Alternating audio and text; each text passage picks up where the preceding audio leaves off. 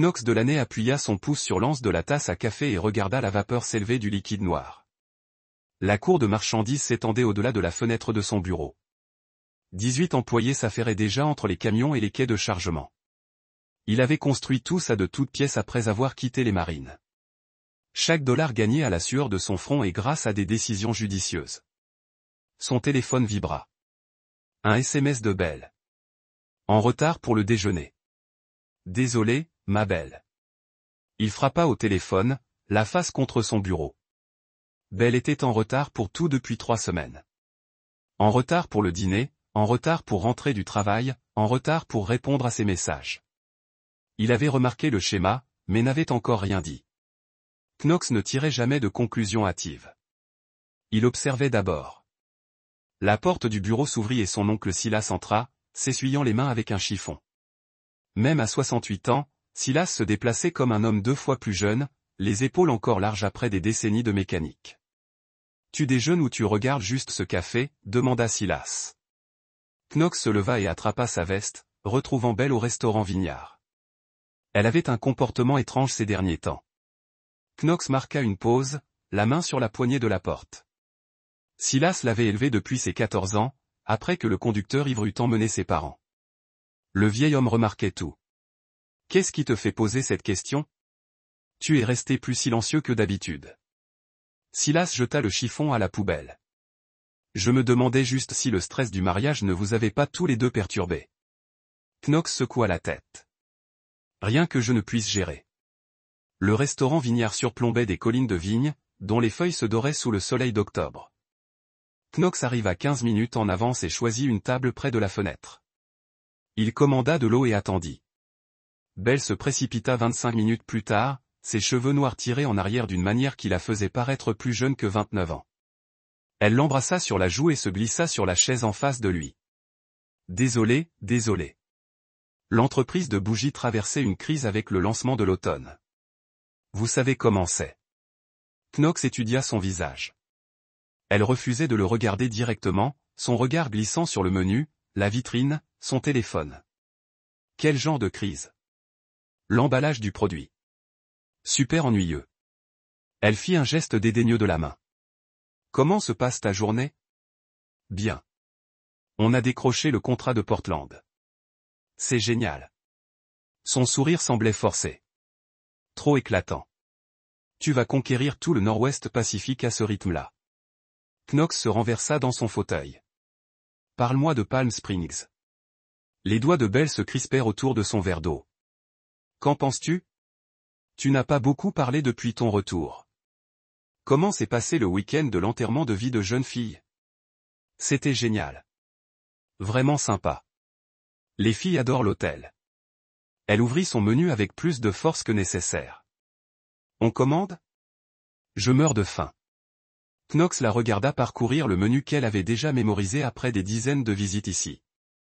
Son téléphone était posé à l'envers sur la table, ce qu'elle ne faisait jamais quand ils mangeaient ensemble. D'habitude, elle le gardait visible, vérifiant les messages de ses amis ou du travail. Dans quel hôtel as-tu séjourné déjà? Le Cigaro. Tu sais, le coloré. Elle n'avait toujours pas levé les yeux du menu.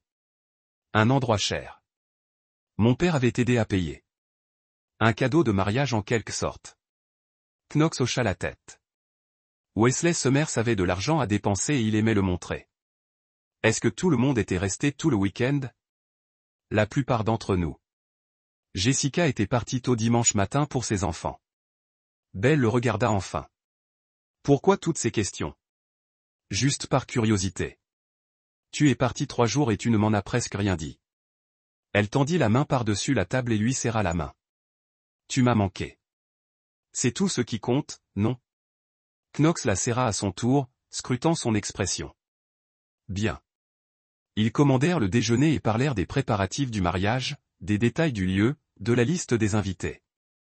Belle semblait plus détendue maintenant, riant de ses histoires de clients difficiles et partageant des ragots de son travail marketing. Mais quelque chose clochait toujours.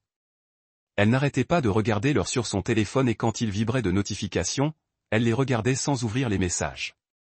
Après avoir réglé l'addition, Belle l'embrassa sur le parking. À ce soir, dit-elle. Je vais peut-être être un peu en retard. Je vais boire un verre avec des amis de fac. Quels amis? Juste des filles de ma sororité. Rien d'excitant. Elle se dirigeait déjà vers sa voiture. Knox se tenait près de son camion et la regardait s'éloigner. En 2 ans de vie commune, Belle n'avait jamais caché ses projets. Elle lui racontait tout, parfois avec des détails épuisants. Maintenant, elle lui donnait des faits sans contexte, des réponses sans explication, mais il sortait son téléphone et parcourait leurs derniers échanges de SMS. Ces 3 dernières semaines, ses messages s'arrêtaient tous les soirs vers 21h. Avant Palm Springs, ils s'envoyaient des SMS jusqu'à 23h ou minuit, échangeant des pensées et des photos de leur journée. Knox démarra son camion et retourna à la gare de triage. Il avait travaillé dur pour finir, mais son esprit revenait sans cesse à des détails insignifiants. La voix de Belle changeait lorsqu'elle parlait du voyage, de la façon dont elle avait réorganisé ses affaires de toilette dans leur salle de bain, rangeant certains articles à de nouveaux endroits, comme si elle essayait de créer une distance avec leur espace commun, le bureau de Kia. Il ouvrait son ordinateur portable et ouvrait leur compte photo partagé. Belle avait téléchargé des photos de Palm Springs, mais seulement quelques photos de groupe à la piscine. Un dîner au coucher du soleil, les 5 femmes posant devant le panneau de l'hôtel. Rien du samedi soir, ce qui semblait étrange pour un enterrement de vie de jeune fille. Son téléphone sonna. Le client de Portland devait modifier son planning de livraison. Knox prit l'appel, puis passa le reste de l'après-midi à coordonner les itinéraires et à gérer la logistique. À 18h, la plupart de ses employés étaient rentrés chez eux. Silas apparut dans l'embrasure de la porte du bureau de Knox. « Tu viens dîner? Tu as encore fait trop de chili. » Knox sauvegarde son travail et éteint l'ordinateur. Allons-y, Silas vivait dans la même maison où il avait élevé Knox.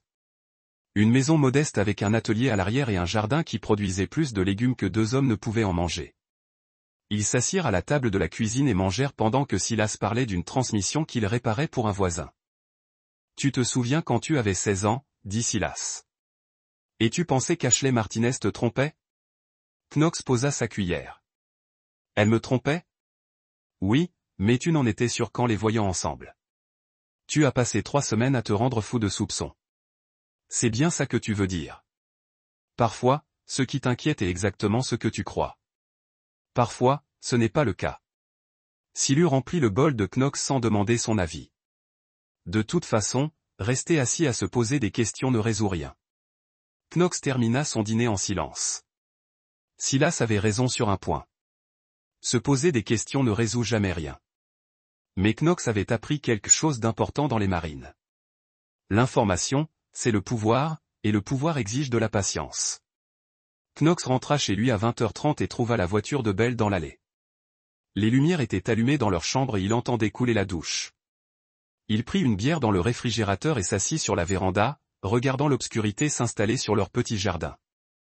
Belle émergea un quart d'heure plus tard, les cheveux humides et la peau rouge d'eau chaude. Elle portait une robe qu'il ne reconnaissait pas couleur crème avec des bordures en dentelle aux manches. « Comment étaient les verres avec tes amis de la sororité ?» demanda Knox. « Bien. On est allé dans ce nouvel endroit en centre-ville. » Elle se blottit contre lui sur la balancelle. Kelly divorce. Une situation vraiment compliquée. Désolé d'apprendre ça. Ouais, c'est horrible. Son mari a découvert qu'elle avait une liaison. La voix de Belle portait une note de dégoût. Je ne peux pas imaginer trahir quelqu'un comme ça. Knox but une longue gorgée de sa bière. Les gens font des bêtises. Mais pas des gens comme nous. On est solide. Elle s'appuya contre son épaule et Knox l'entoura de son bras. Ses cheveux sentaient le shampoing cher, différent de celui qu'elle utilisait habituellement. Il faillit lui poser la question, puis décida de ne pas le faire. Ils restèrent assis un moment dans un silence confortable, écoutant les grillons et la circulation au loin. Le téléphone de Belle vibra une fois sur ses genoux, mais elle ne le consulta pas. « Je t'aime », dit-elle doucement.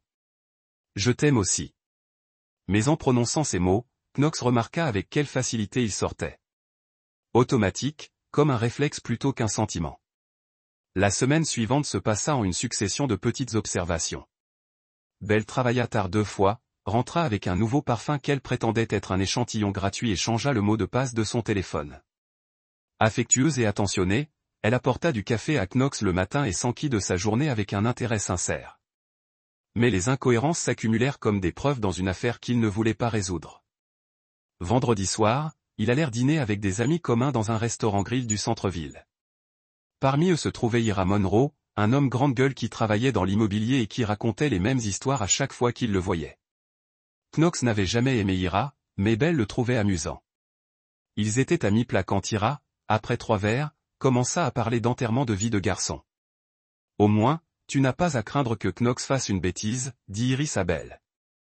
Ce type est trop strict pour ne serait-ce que regarder une autre femme. Knox est parfait. Belle approuva Iris en lui souriant de l'autre côté de la table. Contrairement à certains, Ira sourit au groupe. Vous vous souvenez de ce mariage l'été dernier où le marié s'était fait surprendre avec une stripteaseuse la veille? Sa future épouse l'a découvert pendant la cérémonie. Tout le monde a ri et a partagé des histoires de mariages désastreux et de scandales d'infidélité. Knox écoutait sans intervenir, coupant son steak en morceaux précis. Au moins, Calté n'a rien tenté de stupide à ton enterrement de vie de jeune fille, dit Iris à Belle en agitant sa fourchette pour insister. À moins que ce ne soit le cas, la table éclata de rire, mais Knox garda les yeux fixés sur Belle. Elle se figea une demi-seconde, sa fourchette à mi-chemin de sa bouche. Puis elle força un rire trop sec. Car n'était même pas là, dit-elle rapidement. C'est de l'histoire ancienne. Heureusement, dit Jessica, l'une des demoiselles d'honneur de Belle. Ce type était une mauvaise nouvelle. La conversation passa à autre chose, mais Knox garda l'instant. C'était Ervan était l'ex-petit ami de Belle à l'université, un musicien qui l'avait largué après 2 ans pour poursuivre sa carrière. Elle prétendit ne plus avoir de ses nouvelles. Knox s'excusa pour aller aux toilettes et sortit son téléphone dans le couloir. Une recherche rapide révéla que Calté continuait de se produire en Californie et en Arizona. Ses réseaux sociaux affichaient des publications récentes de Palm Springs. Lorsque Knox revint à table, Belle racontait une anecdote sur le lancement du dernier produit de son entreprise de bougies. Elle semblait plus détendue, revenue à elle-même. Mais Knox remarqua qu'elle évitait de regarder Ira pendant le reste de la soirée. Samedi matin, Knox annonça à Belle qu'il allait pêcher avec Silas. Au lieu de cela, il se rendit à son bureau et utilisa l'ordinateur de l'entreprise pour faire quelques recherches. Il avait appris des techniques d'enquête dans l'armée et ses vieilles habitudes avaient disparu. Le compte Venmo de Calté était lié à ses notifications par email pour les dépenses liées aux actions. Knox parcourut ses transactions récentes à la recherche de quelque chose d'inhabituel. La plupart concernaient des cafés, des stations-service, des restaurants avec des amis. Puis il trouva un paiement pour appeler sa camionnette pour $50 depuis samedi soir, pendant le week-end d'enterrement de vie de jeune fille. Le mémo disait « Merci pour tout ». Knox fixa l'écran pendant un long moment. 1 minute. $50 pouvaient signifier n'importe quoi. Un repas partagé, des places de concert, le paiement d'un équipement musical. Mais Belle avait dit que Calté n'était même pas là. Il ouvrit leur compte cloud partagé et parcourut les photos récentes de Belle. La plupart dataient du voyage à Palm Springs, mais plusieurs avaient été supprimées depuis qu'elle les avait mises en ligne. Knox vérifia la corbeille et les trouva. La première photo lui noua l'estomac. Belle en peignoir blanc, assise sur un lit, des coupes de champagne sur la table de nuit. Ses cheveux étaient en bataille, son maquillage maculé. À l'arrière-plan, à peine visible au bord du cadre, se trouvaient des chaussures d'homme. Des baskets chères que Knox ne reconnaissait pas. Une autre photo montrait Belle et ses amis à une pool party, mais à l'arrière-plan se trouvait une silhouette familière, Calté Van, une guitare à la main, parlant à quelqu'un hors champ. Knox enregistra les photos dans un dossier séparé et effaça l'historique de navigation. Il s'assit sur sa chaise de bureau et contempla la gare de marchandises vide, réfléchissant aux implications. Belle avait menti sur la présence de Calté. Elle l'avait payé pour quelque chose. Elle était seule avec lui dans une chambre d'hôtel, vêtue seulement d'un peignoir. Point. Le téléphone de Knox vibra, un SMS de Belle lui parvint. Mais comment était la pêche? Quelque chose de bon, répondit-il en attendant toujours le gros poisson. Je t'aime. À ce soir. Knox posa le téléphone et démarra son camion. Il avait assez d'informations pour la confronter, mais quelque chose lui disait d'attendre. Accuser précipitamment ne révélait que rarement toute la vérité. Mieux valait la laisser réfléchir. Il ne se doutait de rien. Qu'il avait conduit jusqu'au lac où il avait dit à Belle qu'il pêchait et qu'il avait passé 2 heures assis sur le ponton à regarder l'eau et à réfléchir. Lorsqu'il rentra chez lui, sa décision était prise. Comment était la pêche, demanda Belle lorsqu'il franchit la porte d'entrée. Paisible, dit Knox. Je n'ai rien attrapé, mais ça m'a fait du bien de me changer les idées. Elle l'embrassa et retourna plier le linge. Knox la regarda travailler, remarquant son naturel. S'il n'avait pas vu les preuves lui-même, il n'aurait jamais rien soupçonné. J'ai réfléchi à un mariage, dit-il. Oh, et alors? Je veux m'assurer que tout soit parfait pour toi. Pas de surprise, pas de problème. Belle sourit. Ça va être magnifique. Ton oncle est tellement excité de te conduire à l'hôtel. Silu est un homme bien. Il m'a appris que la loyauté est la chose la plus importante dans toute relation. Je suis tout à fait d'accord. Belle plia une de ses chemises de travail avec une précision méticuleuse. Confiance et loyauté. C'est ce qui nous fait travailler ensemble. Knox hocha la tête et alla prendre une douche. Sous l'eau chaude, il se laissa aller à la colère pendant exactement 60 secondes. La fureur brûlante d'avoir été pris pour un imbécile, sa confiance trahie par quelqu'un avec qui il avait prévu de passer sa vie. Puis il ouvrit l'eau froide et laissa l'émotion s'évaporer. La colère était utile, mais seulement si elle était maîtrisée. Knox avait appris cette leçon à ses dépens, en voyant l'assassin de ses parents s'en tirer avec une peine légère parce que le procureur avait laissé l'émotion obscurcir son jugement. En sortant de la douche, Knox était de nouveau calme. Il avait un plan en tête, encore flou, mais qui se précisait. Il allait donner à Belle une chance de lui dire la vérité. Et quand elle? Il avait inévitablement menti à nouveau, il allait s'assurer qu'elle en assume les conséquences. Dimanche soir, Knox prépara le dîner pour eux deux. Des pâtes avec la sauce que Belle adorait, une salade, une bouteille de vin du vignoble de son père. Il dressa la table avec leurs bons petits plats et alluma des bougies. Pour quelle occasion? Demanda Belle en rentrant du cours de yoga. Ai-je besoin d'une occasion pour cuisiner pour mon fiancé? Elle l'embrassa sur la joue et alla se changer. À son retour en jean et pull, Knox avait déjà servi le vin. Ils parlèrent travail et projet de mariage tout en mangeant. Knox garda la conversation légère, s'enquérant de ses demoiselles d'honneur et des derniers détails concernant le lieu. Belle semblait heureuse et détendue, riant à ses blagues et remplissant son verre de vin. Après le dessert, Knox se renversa dans son fauteuil et observa son visage. J'ai pensé à Palm Springs, dit-il, mais la main de Belle s'arrêta tandis qu'elle attrapait son verre de vin. Et alors? Tu ne m'as pas dit grand-chose sur ce que tu y as fait. Je suis curieuse. On a fait des trucs typiques d'enterrement de vie de jeune fille. Piscine, soins au spa, trop d'alcool. Elle but une gorgée de vin avec précaution. Plutôt ennuyeux, en fait. As-tu croisé quelqu'un que tu connaissais à Palm Springs? Non. Pourquoi? Knox hocha lentement la tête. Je me demandais. Le monde est petit parfois. Pas si petit que ça. Belle commença à débarrasser la table. Ils voulaient regarder un film. Bien sûr. Ils s'installèrent sur le canapé pour regarder une comédie, mais Knox prêta à peine attention à l'écran. Au lieu de cela, il regarda Belle rire aux blagues et se blottir contre lui comme si de rien n'était. Soit elle était une excellente actrice, soit elle croyait sincèrement n'avoir rien fait de mal. Une fois le film terminé, ils allèrent se coucher. Belle s'endormit rapidement, mais Knox resta éveillé, les yeux fixés au plafond. Demain, il lui poserait directement des questions sur Calté. Lui donnerait une dernière chance de dire la vérité, si elle mentait encore, il saurait exactement quel genre de personne il avait failli épouser. Lundi matin, Knox attendit que Belle finisse son café avant de parler. « J'ai une question à te poser, dit-il. Elle leva les yeux de son téléphone. « Qu'est-ce qui ne va pas? Tu as l'air sérieux. CTER était à Palm Springs pendant que tu y étais. » Le visage de Belle se vida. L'espace d'un instant, elle sembla sur le point de nier. Puis ses épaules s'affaissèrent. « Comment l'as-tu découvert? » Peu importe. Ce qui compte, c'est que tu m'as menti. Belle posa sa tasse de café, les mains tremblantes. Knox, je peux t'expliquer. Vas-y. Il se produisait à l'hôtel. Pure coïncidence. Je ne savais pas qu'il serait là. Que s'est-il passé? Rien. On a discuté quelques minutes après son concert.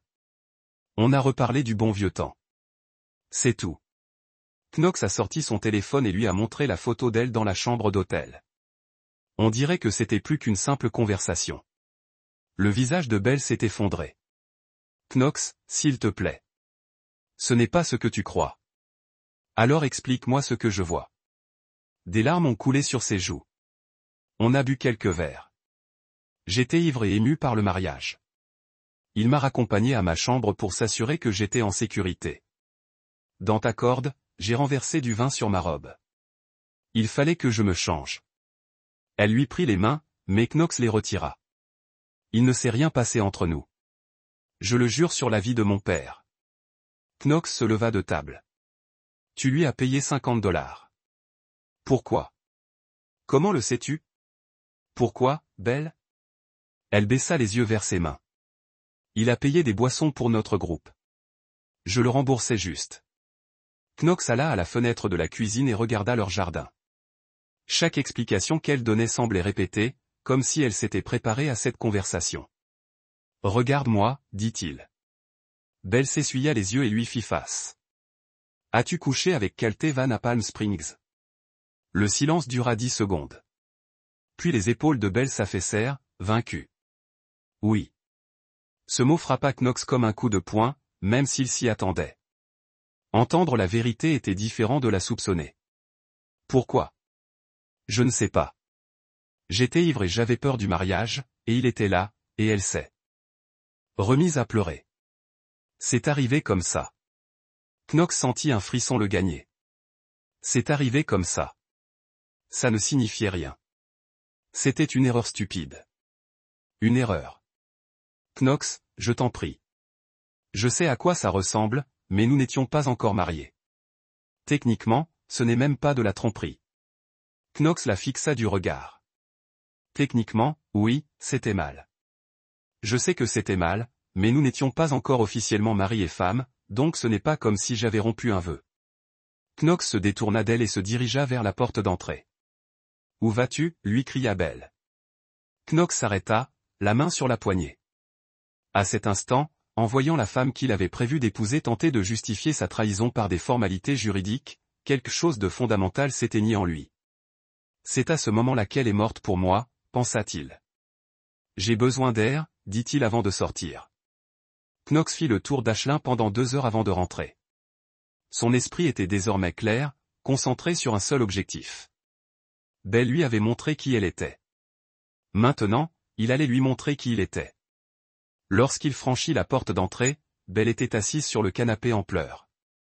Elle leva vers lui ses yeux rouges et gonflés. « Knox, je suis vraiment désolé. Je sais à quel point ça doit être horrible pour toi. » Knox s'assit à côté d'elle. « Il faut qu'on en parle. Je ferai tout pour arranger les choses. » Tout. Knox observa son visage. Ses larmes semblaient sincères, mais ses mensonges aussi. « Dis-moi ce qui s'est passé. » Tout. Belle prit une inspiration tremblante. On a bu un verre après son concert. J'étais ivre et ému par le mariage, et il était si compréhensif. De fil en aiguille, on s'est retrouvés dans ma chambre. Combien de temps? Peu importe. Combien de temps, Belle? Presque toute la nuit. Elle se couvrit le visage de ses mains, mais ça ne voulait rien dire. C'était juste du sexe. Juste une erreur stupide et insignifiante. Knox sentit cette sensation de froid se propager à nouveau dans sa poitrine. Insignifiant. CTER ne signifie rien pour moi. Il ne l'a jamais fait. Même quand on était ensemble à la fac. Tu es l'homme que je veux épouser. Tu es celui que j'aime. Elle lui prit les mains et Knox la laissa les prendre. J'avais peur du mariage, continua-t-elle. De devenir une épouse, de toutes les responsabilités. Je paniquais, Belle fit une bêtise incroyable, mais c'est fini. Ça n'arrivera plus jamais. Knox la regarda dans les yeux. Je te pardonne. Le soulagement de Belle fut immédiat et immense. Elle se jeta à son cou et sanglota contre son épaule. Merci, murmura-t-elle. Merci de ne pas nous avoir abandonnés. Je sais que je ne le mérite pas, mais je suis tellement reconnaissante que tu sois encore là. Knox la serra dans ses bras tandis qu'elle pleurait, lui caressant les cheveux et émettant des sons apaisants. Au fond de lui, il ne ressentait qu'un calcul froid. Si on peut surmonter ça, dit-il, je veux essayer, mais plus de contact avec Calté. Jamais. Jamais. Je le jure sur ma vie. Plus jamais. Et plus de mensonges entre nous. Plus de mensonges. Honnêteté totale à partir de maintenant. Knox l'embrassa sur le sommet de la tête. Alors on s'en sortira. Belle se recula pour le regarder en face. Vraiment? Tu me pardonnes vraiment? Je t'aime, dit Knox. On fait des erreurs. Ce qui compte, c'est comment on les gère. Elle l'embrassa alors, désespérée et reconnaissante. Knox répondit avec justesse, jouant le rôle du fiancé compréhensif qui préférait l'amour à la trahison. Mais tandis que Belle s'installait contre lui sur le canapé, discutant de la façon dont ils allaient rebâtir leur confiance et consolider leur mariage, Knox planifiait déjà. Elle pensait qu'il guérissait. Il se préparait à la guerre. Le lendemain matin, Knox commença à mettre son plan en œuvre. Il appela d'abord le lieu du mariage. J'aimerais modifier la configuration de notre liste de mariage. Il dit au coordinateur, je veux transférer tous les fonds des cadeaux sur mon compte professionnel pour optimiser les impôts. Ce n'est pas rare pour les chefs d'entreprise, répondit le coordinateur. J'aurai besoin d'une autorisation écrite des deux parties. Knox fit signer l'autorisation à Belle le soir même, la présentant comme une simple formalité financière. Elle jeta à peine un coup d'œil au papier avant d'y apposer sa signature. Bien pensé, dit-elle. Mon père sera impressionné par ton organisation. Knox classa le document signé dans le coffre-fort de son bureau. Il contrôlait désormais tous les fonds des cadeaux de mariage. La semaine suivante, Knox a pris rendez-vous avec l'avocat qui avait rédigé leur contrat prénuptial. Je veux ajouter une clause, lui a dit Knox. Quel genre de clause? Une clause relative à l'infidélité. Si l'une des parties a commis une infidélité avant le mariage et omet de la déclarer avant de signer, le contrat devient nul. L'avocat a haussé un sourcil. C'est assez courant dans les mariages à haut revenu. Une raison particulière pour cet ajout? Je veux juste m'assurer que nous sommes tous les deux parfaitement honnêtes l'un envers l'autre. L'avocat a rédigé l'avenant cet après-midi-là. Knox l'a rapporté à la maison et l'a présenté à Belle comme une obligation légale de l'avocat de Wesley. L'avocat de votre père veut que nous signions un avenant, a-t-il expliqué. Quelque chose à propos des obligations de déclaration. Belle a parcouru le document rapidement. Qu'est-ce que c'est que cette histoire d'infidélité avant le mariage? Un langage courant. Juste au moment où nous entrons tous les deux dans le mariage avec une page blanche. C'est logique. Elle a signé sans hésiter. Knox l'a regardé écrire son nom et a ressenti une satisfaction froide. Elle vient d'annuler ses propres protections légales. Point. La troisième stratégie de Knox exigeait plus de subtilité. Il commença à avoir des conversations prudentes avec des amis communs, semant le doute sans porter d'accusation directe. Belle semblait différente après Palm Springs. Il en avait parlé à Jessica lors d'une rencontre fortuite au café. Différente en quoi?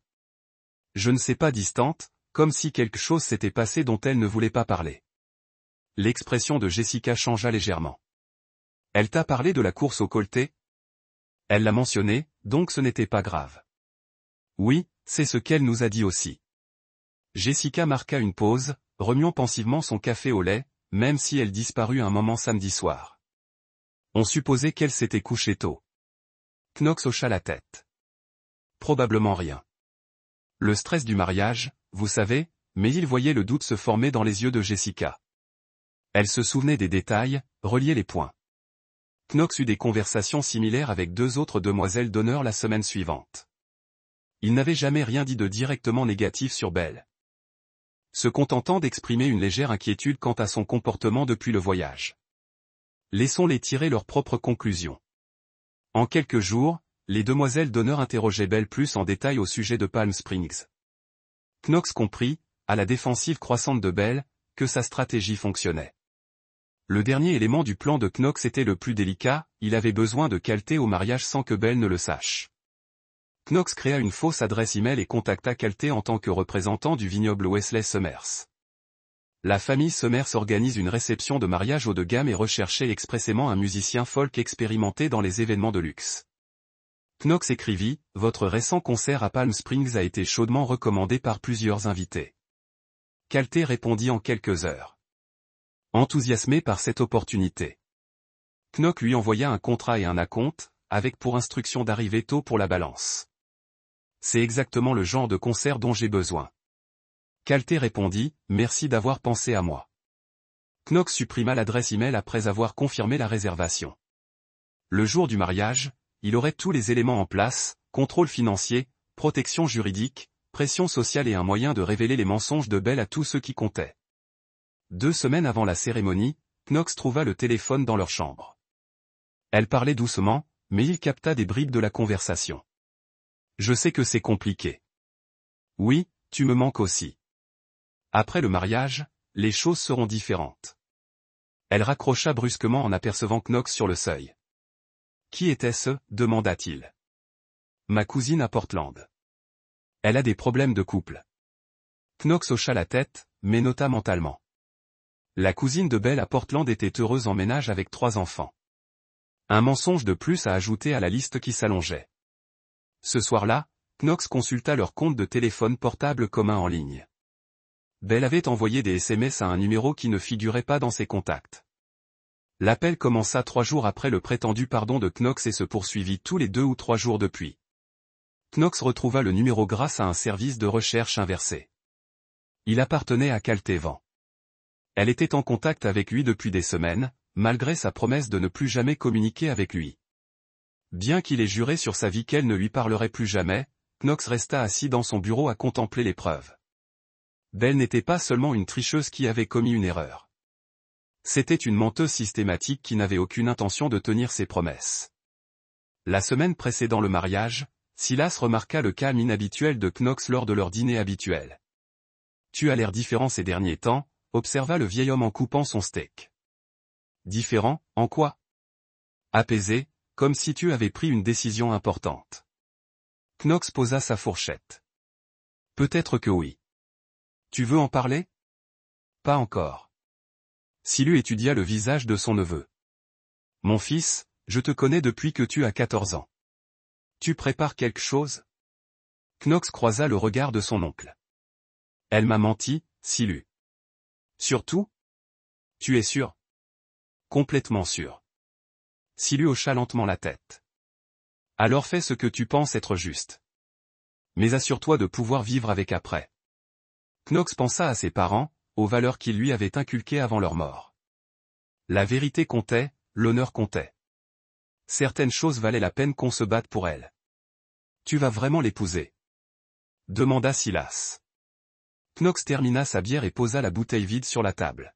« Je vais lui offrir le mariage de ses rêves. » Samedi matin, Knox dit à Belle qu'il devait faire des courses.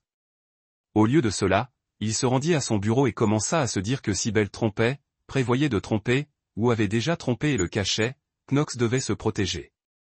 Il n'allait pas finir comme ces hommes qu'il avait vus en divorce, dépouillés de leurs biens par des femmes qui les avaient trahis. Il commença par appeler le lieu de la cérémonie pour discuter du registre. Knox leur dit qu'il souhaitait transférer l'argent des cadeaux sur son compte professionnel pour optimiser ses impôts. Le coordinateur du lieu accepta sans hésiter. Wesley Summers avait déjà signé la plupart des arrangements financiers, confiant à Knox la gestion des détails. Ensuite, Knox examina le contrat prénuptial sur lequel Wesley avait insisté. Ce document protégeait les biens de la famille Summers, mais il était par ailleurs assez standard. Knox prit rendez-vous avec l'avocat qui l'avait rédigé. « Je veux ajouter une clause », a déclaré Knox à l'avocat lundi matin. « Quel genre de clause ? » Une clause relative à l'infidélité. Si l'une des parties a commis une infidélité avant le mariage et omet de la déclarer avant la signature, l'accord devient nul. L'avocat a hoché la tête. Ce n'est pas rare. En gros, une obligation de divulgation avec du mordant. Exactement. Une raison particulière pour cet ajout ? Knox a gardé une expression neutre. Je veux juste m'assurer que nous sommes tous les deux parfaitement honnêtes l'un envers l'autre. L'avocat a rédigé l'avenant cet après-midi-là. Knox l'a rapporté à la maison et l'a présenté à Belle comme une mise à jour juridique mineure. L'avocat de Wesley veut que nous signions un avenant. Il a expliqué quelque chose sur les obligations de divulgation. Belle a parcouru le document rapidement. Qu'est-ce que c'est que cette histoire d'infidélité avant le mariage ? le langage courant dit simplement que nous entrons tous les deux dans le mariage avec une page blanche. C'est logique. Elle a signé sans hésiter. Knox l'a regardé écrire son nom et a ressenti une satisfaction froide. Si elle cachait une infidélité, elle a simplement annulé ses propres protections juridiques. La troisième partie du plan de Knox nécessitait plus de subtilité. Il a commencé à avoir des conversations tranquilles avec des amis communs, plantant des graines de doute sans faire d'accusation directe. Bell semblait un peu absent après Palm Springs. Il a mentionné à Jessica lors d'une rencontre fortuite à l'épicerie. Or comment? Je ne sais pas, distant, comme quelque chose s'est produit dont elle ne veut pas parler. L'expression de Jessica s'est légèrement déplacée. Vous a-t-elle parlé de rencontrer Calté? Elle l'a mentionné, donc ce n'était pas grave. Ouais, c'est ce qu'elle nous a dit aussi. Jessica s'arrêta cependant.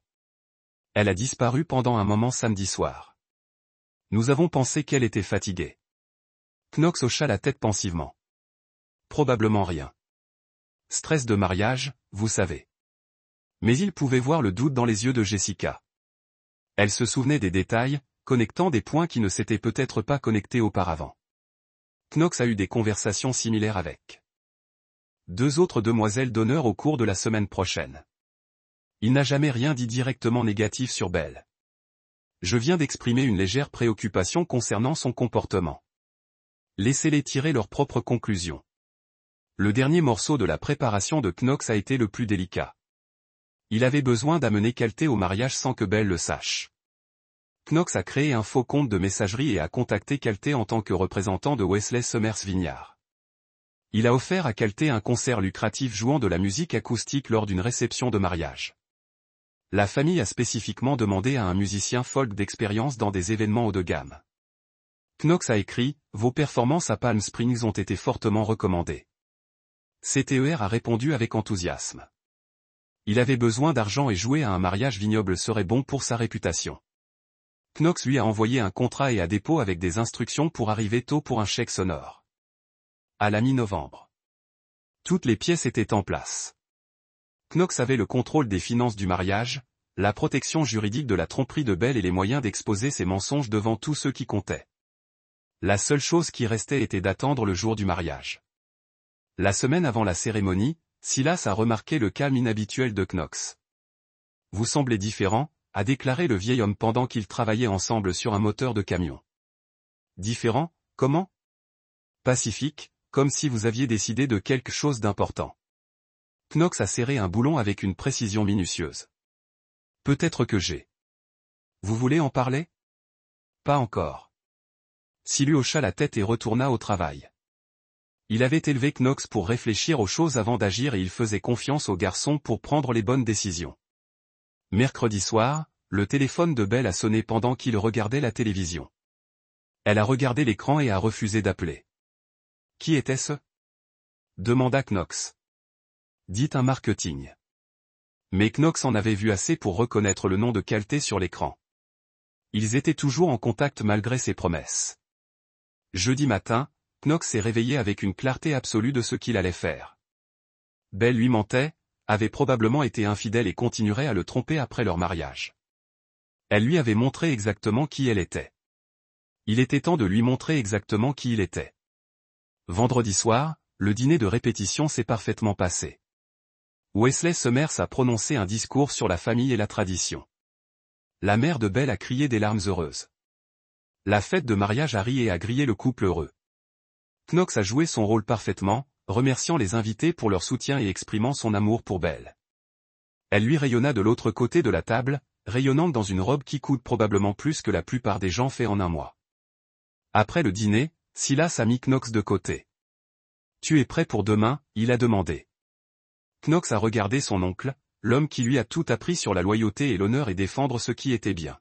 « Je vais lui donner le mariage de ses rêves », a déclaré Knox. Silas a étudié son visage pendant un long moment. « Quoi que vous planifiez, assurez-vous que vous pouvez vivre avec elle après. » Je sais déjà que je peux. Knox est rentré chez vous et a trouvé Belle emballée pour leur miel. Dire au revoir à quelque chose qui n'avait jamais existé. Lui. Apprenez que les actions ont eu des conséquences qu'il a douché et s'habillait tranquillement, puis s'est rendu au vignoble pour superviser les préparatifs finaux. Le temps était parfait.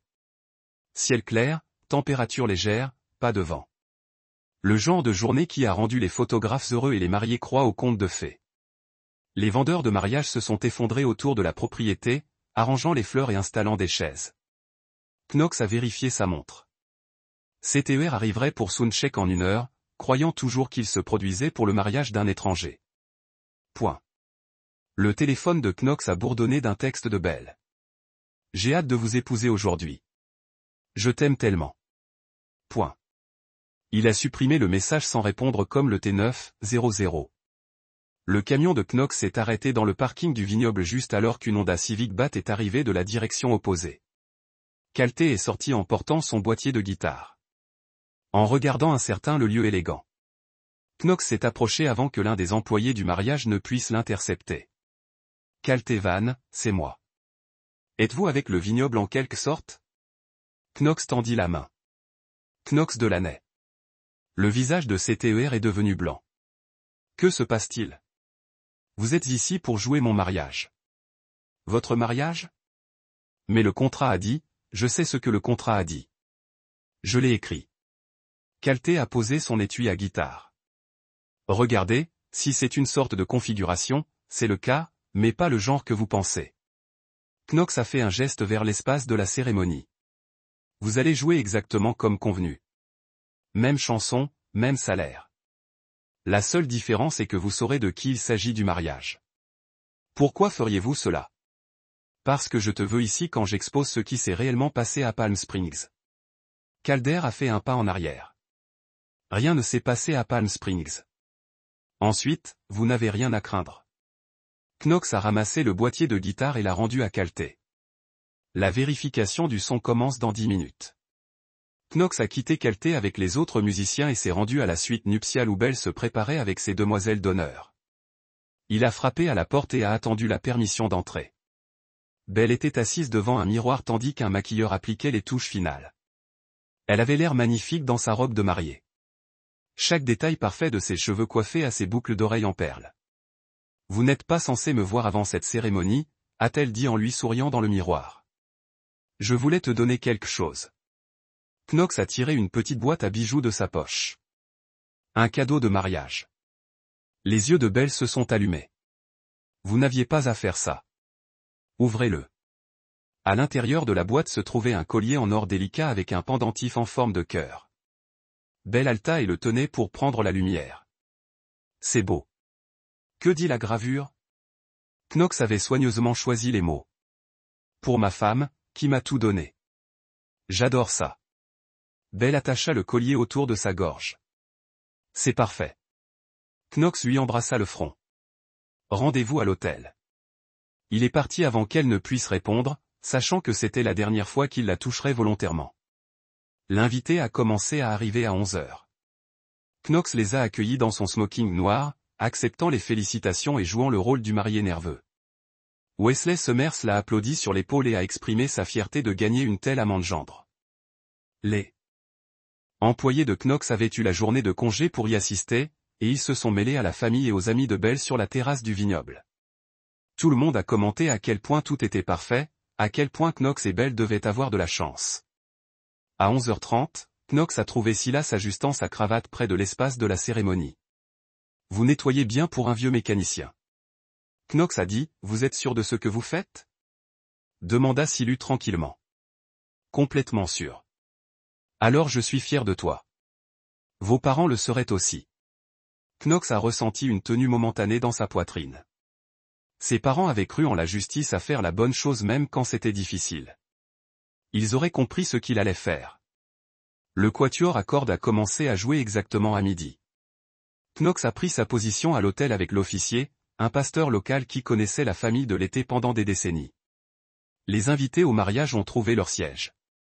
Caméra prête à capturer le moment parfait. Knox a vérifié une poche de veste et a senti l'enveloppe contenant des captures d'écran imprimées, des messages textes et un notarié déclaration qu'il avait obtenu ce matin-là. Tout ce dont il avait besoin pour mettre fin à cette charade. La musique a changé pour signaler le procession. Les demoiselles d'honneur ont commencé à marcher dans l'allée dans leurs robes roses douces, chacune portant un bouquet de roses blanches. Knox les regarda s'approcher avec un intérêt détaché, notant ceux qui ont évité ses yeux. Jessica était la matrone de l'honneur, et elle avait l'air nerveuse alors qu'elle prenait sa place à l'autel.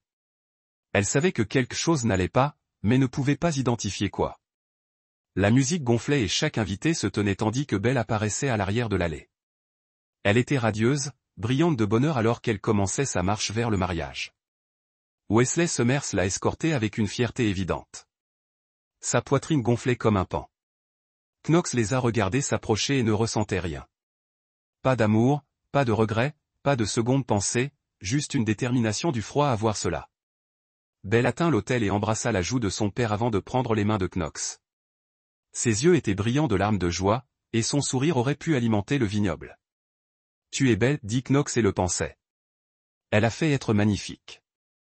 Dommage que tout soit construit sur des mensonges. » Le pasteur a commencé la cérémonie avec des mots sur l'amour et l'engagement, sur le lien sacré entre mari et femme. Knox a écouté sans entendre. Son attention s'est concentrée sur le moment où tout changeait. Le mariage est une promesse, a déclaré le pasteur, de s'aimer et d'honorer les uns les autres à travers toutes les joies et les défis de la vie. Knox a pensé aux promesses et à la facilité avec laquelle Belle avait brisé la sienne. À propos de l'honneur et de la façon dont elle avait jeté une nuit avec son ex-petite amie. Le pasteur a atteint l'échange de vœux. Knox Delaney, emmenez-vous cette femme pour être votre femme légalement mariée, pour avoir et tenir, en maladie et en santé, pour le visage plus riche ou plus pauvre, pour le meilleur ou pour le pire, jusqu'à la mort, vous séparez-vous? Knox a regardé la détruire de Belle. Le visage de Belle est passé de la joie à la confusion en passant par l'horreur dans l'espace d'un battement de cœur. Knox, murmura-t-elle. Knox se tourna pour faire face aux invités assemblés, sa voix portant facilement le vignoble silencieux. Ce n'est pas un mariage, a-t-il annoncé. C'est un calcul. Il a tiré l'enveloppe de sa veste et l'a remis au pasteur. À l'intérieur, vous trouverez des preuves que ma mariée supposée s'est engagée dans l'infidélité, puis j'ai menti à plusieurs reprises. Belle attrapa son bras. Knox, arrêtez, s'il vous plaît. Knox a doucement retiré sa main. Les preuves comprennent des messages textes entre Belle et son ex-petite amie Calte Van, une preuve photographique de leur rencontre à Palm Springs, et une déclaration notarisée de M. Van confirmant qu'ils se sont engagés dans des relations sexuelles pendant son week-end de bachelorette. La foule a éclaté dans des murmures choqués. La mère de Belle laissa échapper un cri de consternation. Wesley Summers se tenait gelé, son visage devenant rouge de rage. En outre, Knox a poursuivi, en ne divulguant pas cette infidélité avant de signer notre accord prénuptiel. Belle a annulé toutes les protections financières que le document prévoyait. Il se tourna vers Wesley. Monsieur, vous constaterez que votre fille vient de perdre sa réclamation juridique à tous les actifs matrimoniaux, y compris les fonds de registre de mariage que je contrôle maintenant via mon compte commercial. Wesley s'avança. C'est absurde. Belle ne lui demanderait jamais vous-même. A suggéré Knox. Tous les yeux se sont tournés vers Belle, qui se tenait dans sa robe de mariée, aurait l'air de s'effondrer. Des larmes coulèrent sur son visage, ruinant son maquillage. Est-ce vrai? Demanda Wesley.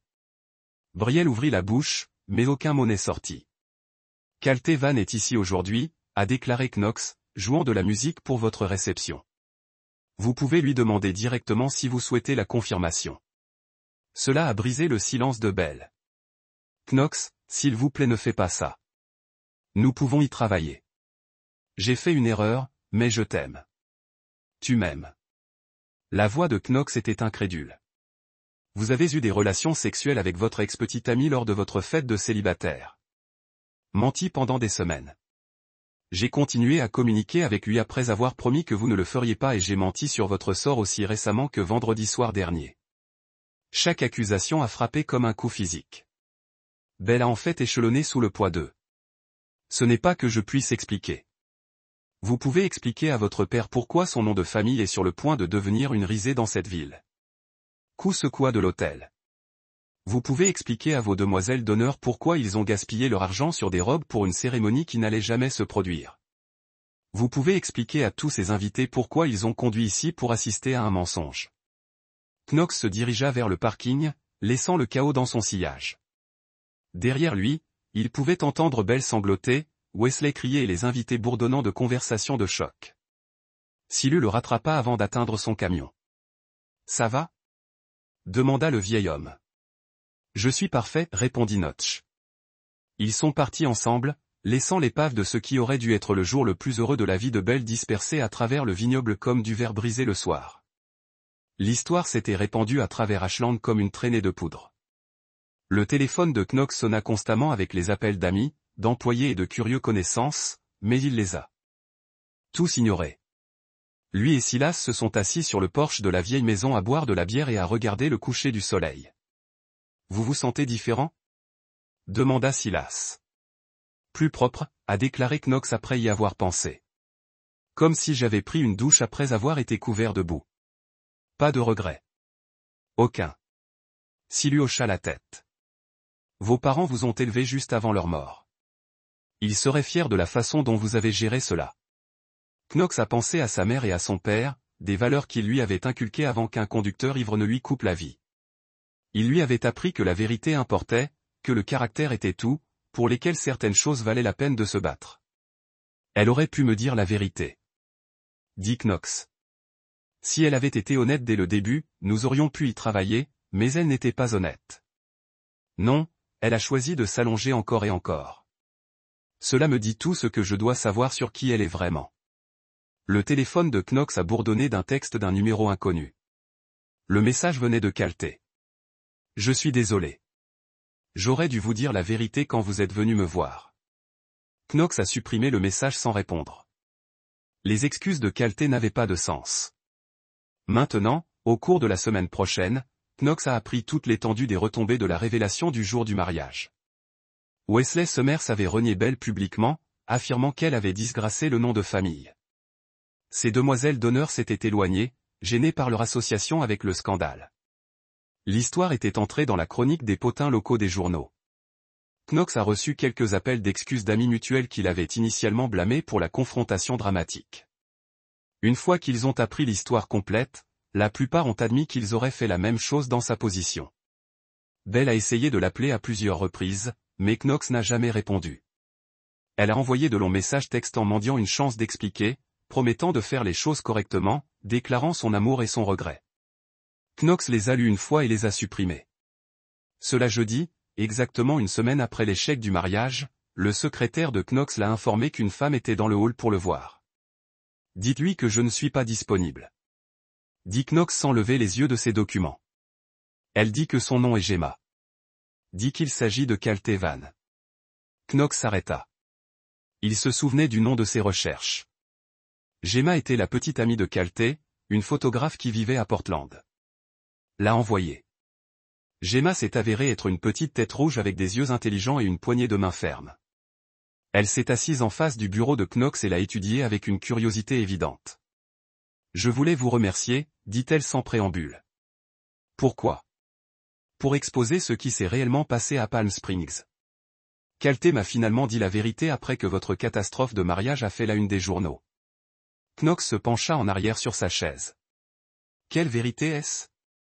Qu'il a dormi avec votre fiancé puis a menti à ce sujet lorsque vous l'avez confronté. » La voix de Gemma était stable, mais Knox pouvait voir la blessure dans ses yeux. Je me demandais pourquoi il agissait étrange ces derniers temps. Maintenant, je sais que je suis désolé que vous ayez été pris au milieu de cela. Ne sois pas. Je ferais mieux de savoir quel genre d'homme je sortais. Gemma se leva. Je voulais juste que vous sachiez qu'un bon est venu de votre geste dramatique. Vous m'avez sauvé de faire la même erreur que vous avez presque fait. Après son départ, Knox s'est assis dans son bureau en pensant aux conséquences involontaires. La confrontation du jour du mariage avait été sur la justice et la vérité, mais cela avait également empêché d'autres personnes d'être trompées. Peut-être que cela valait quelque chose. Le point 6 mois plus tard, Knox se tenait dans son bureau élargi surplombant le district d'expédition de Seattle. Sa compagnie de fret avait grandi au-delà de ses projections originales. Avec de nouveaux contrats à Washington et dans le nord de la Californie, le succès avait un moyen de suivre les hommes qui ont pris des décisions difficiles et ont collé à leurs principes. Sa vie personnelle est restée délibérément simple. Il avait pris quelques rendez-vous avec des femmes qui comprenaient sa situation, mais rien de grave ne s'était développé. Knox n'était pas sûr qu'il était prêt à faire à nouveau confiance à quelqu'un avec son cœur, et il a refusé de perdre du temps à faire semblant de prétendre le contraire. Silas a visité toutes les quelques semaines, fier du succès commercial de Knox, mais plus intéressé par sa rétablissement émotionnel. Le vieil homme avait traversé sa propre part de trahison et a compris que la guérison avait pris du temps. Vous n'êtes pas amer, a observé Silas lors d'une visite. C'est bien. L'amertume mange un homme de l'intérieur. Je ne suis pas amer, a convenu Knox. Je fais attention. Knox avait entendu à travers des connaissances mutuelles que Belle avait déménagé à Boisse pour vivre avec sa tante. Sa carrière en marketing s'était effectivement terminée lorsque le scandale l'a rendu indispensable dans la communauté des petites entreprises d'Ashlin. Son dernier poste de médias sociaux avait été cryptique. Certaines leçons arrivent trop tard. Knox n'a ressenti aucune satisfaction dans sa chute, mais aucune sympathie non plus. Elle avait fait ses choix et avait vécu avec les conséquences comme tout le monde. Un soir, à la fin du printemps, Knox travaillait tard lorsque son téléphone a sonné. L'identifiant de l'appelant a montré le nom de Gemma. « J'espère que cela ne vous dérange pas que j'appelle », a-t-elle dit. « J'ai obtenu votre numéro de mon contact à la Portland Shipping Company. »« Pas du tout. Comment vas-tu ? » ?»« Bon. Vraiment bon, en fait. J'ai lancé ma propre entreprise de photographie et elle décolle plus vite que ce à quoi je m'attendais. Félicitations. Je me demandais, seriez-vous intéressé à prendre un café un jour ? Je traverse Ashlin la semaine prochaine pour une réunion client. Knox considérait l'offre. Gemma était attirante, intelligente et avait montré un bon jugement dans la façon dont elle avait géré la situation de la chute. Elle comprenait la trahison et ne le jugerait pas pour ses problèmes de confiance. J'aimerais ça, a-t-il dit. Super. Et jeudi après-midi ? Après avoir raccroché, Knox a regardé par la fenêtre de son bureau aux lumières de la ville. Il y a 6 mois, sa vie avait explosé de manière spectaculaire. Il avait perdu son fiancé, son mariage et sa foi dans l'amour romantique. Mais il avait gardé son intégrité, son entreprise et son respect de soi. Plus important encore, il a appris que certaines personnes valaient la peine d'être confiées et que d'autres ne l'ont pas été. L'astuce a été de déterminer ce qui était avant qu'il ne soit trop tard. Knox a enfermé son bureau et a rentré chez lui dans les rues tranquilles d'Ashland. Demain apporterait de nouveaux défis et opportunités. Comme tous les 2 jours, il était prêt pour tout ce qui est venu ensuite. Knox n'a jamais parlé publiquement de ce qui s'est passé lors de son mariage. Lorsque les gens ont demandé, il a simplement dit que parfois la vérité était plus importante que la commodité. Ceux qui le connaissaient ont compris qu'il avait agi avec l'honneur dans une situation impossible que le nom de Brielle est devenu une histoire édifiante dans certains cercles. Que s'est-il passé quand quelqu'un a confondu le pardon avec stupidité ? Quand ils ont confondu la patience avec la faiblesse ? Knox lui avait donné toutes les occasions de dire la vérité et elle avait plutôt choisi la tromperie. En fin de compte, l'histoire ne parlait pas vraiment de vengeance. Il s'agissait de conséquences, du prix de la malhonnêteté, de ce qui s'est passé quand quelqu'un en a finalement dit assez. Knox Delaney avait appris que la fermeture ne concernait pas toujours la conversation ou le pardon. Parfois, il s'agissait de silence, de s'éloigner, de refuser d'accepter moins qu'il ne le méritait. Certaines personnes l'ont appelé froid, d'autres l'ont appelé intelligent.